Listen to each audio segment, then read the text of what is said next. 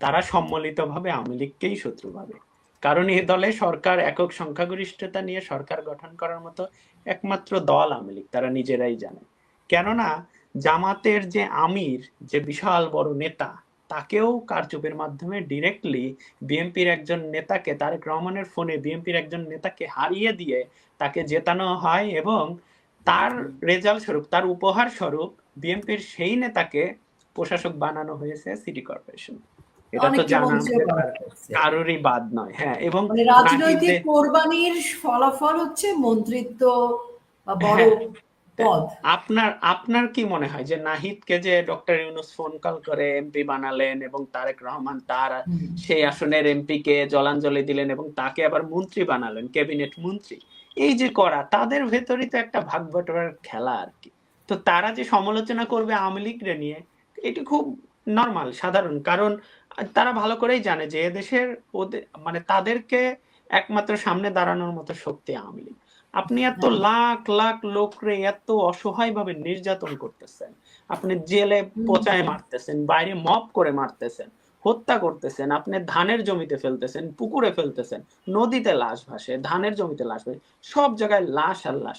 তারপরে দেখছেন এদের চেতনাগত জায়গা আর এদের সাহস, এদের যে মনের যে একটা ভিত এত পরিমাণে শক্ত, আমি কল্পনা করি পুরো। আজকে বলতে হয় আমি তো রাজনৈতিক দল ওইভাবে বিলং করি না, তো আমি আসলে বলতে চাই যে আওয়ামী লীগের একটা বড় সংখ্যক পার্টি কিন্তু পার্টির সঙ্গে বেইমানি করেছে। আমার আমার মন থেকে আমি বলতেছি, আপনার মত ভিন্ন হতে পারে। কি করেছে, চেতনাগত আইডিওলজিক্যাল জায়গায় তারা প্রতারণা করেছে কিছু কিছু ব্যাপারে। কারণ আপনি বলবেন মুজিববাদ, কিন্তু আপনি মুজিববাদ বলে আপনি যদি সেই মুজিববাদ চেতনাটারে প্রতিষ্ঠা না করতে পারেন সুযোগ পাওয়ার পরেও, মন্ত্রী হওয়ার পরেও আপনি যদি অন্য কাজে ব্যস্ত থাকেন, তাহলে তো এটা একটা সেলফিশ বেইমানির মতোই হয়ে যায় আমার কাছে। তো আমি সেই বিষয়ে আসতে চাই না।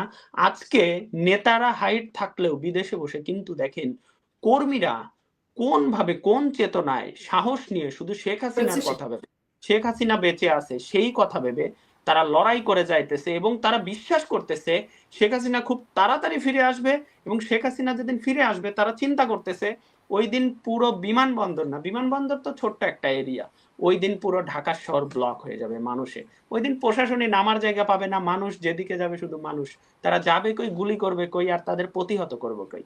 আর এই যে ছোট্টখাটো বাংলাদেশে ভূমিকম্প হয়, ওই দিন ধরেন সব ভূমিকম্প একত্রিত হয়ে শাহজালাল এয়ারপোর্টে, শাহজালাল এয়ারপোর্টে দেখবেন ওই দিন 9.3 মাত্রার ভূমিকম্প হয়ে গেছে।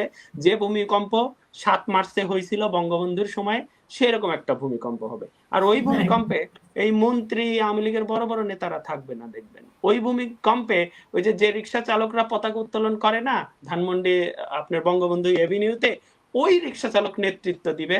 আর দেখবেন ওই রিক্সা চালকের পিছে হাজার হাজার রিক্সা চালকরা দল বেঁধে বেঁধে আসবে। আর আমরা তো খুবই ক্ষুদ্র মানুষ, আমরা হয়তো বাইরে বসে কথা বলি, আমরাও চেষ্টা করব যেভাবে হোক ওখানে অবশ্যই উপস্থিত হওয়ার, যে কোনো কিছুর বিনিময়ে। একেবারেই। থ্যাংক ইউ ফারাবি তোমার মতামতের জন্য।